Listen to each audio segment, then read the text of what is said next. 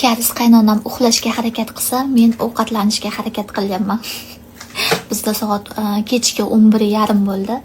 Qornim rosa ochib ketdi. Bugun atigi 3 ta ramyon yedim xolos.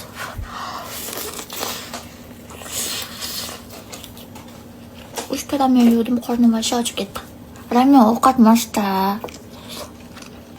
Ramyon tez hazm bo'lib ketadi. Bu tovuq kariz qaynukamiga edi. Yemasdan ketib yoribdi. Maza qilib yeyman. Men sovuqni bog'chadan olib kelgunimcha kariz qaynukam chizib yoribdi armiyasiga. Ulgurolmay qoldim videoga olishga. Menimcha ataylab chizib yorgan. Men yo'qligimda. Videoga olmasin deb. O'ziga o'xshatib qo'yadi bu bolani ham. Menga o'xshaydi, boshqa kimga o'xshaydi? Meni bolam qonim bor. Boshqasiga o'xshatishga harakat qilsam ham, lekin eplamayman, o'xshamay qoladi. Chunki qon o'tgan. Agar bu videoni kechasi 12 da ko'rayotgan bo'lsanglar, kechirasizlar. Funchozali ramyon yeb ko'rganmisizlar? Men umuman yeb ko'rmaganman, birinchi marta. Qaranglar, funchozadan qilingan ramyon ekan. Funchoza bilan kimchi qo'shilgan ichiga, boshqa hech narsa qo'shilmagan. Mana qaranglar.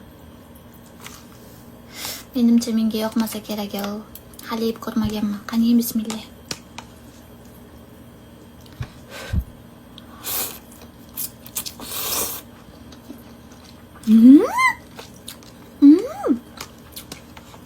Funchoza salatini yegandek bo'lyapman.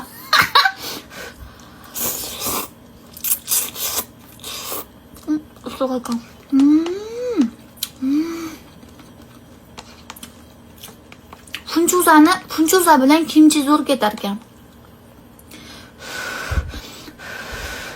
Kimchili funchoza tayyorlab ko'rish kerak. Vasha cho'tga ketar ekan. Kimchining dami kelyapti funchozadan.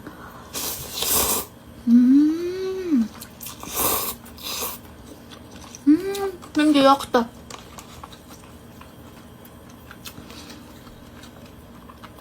Agar O'zbekistonda ham funchozali ramyon sotayotgan bo'lsa, sotib olinglar, vasha zo'r ekan.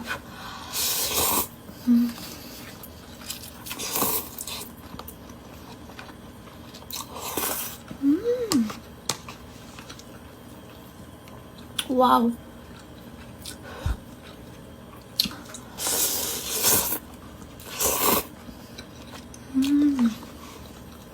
Talabdan funchozali ramyon.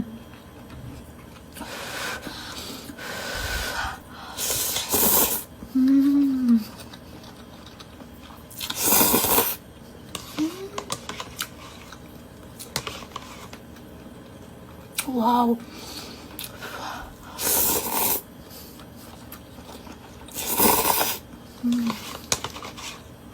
Juga ada. İçinde kem boletta. Pakoy? Makanan na pakoy? No. Pakoy. Ah, pakoy.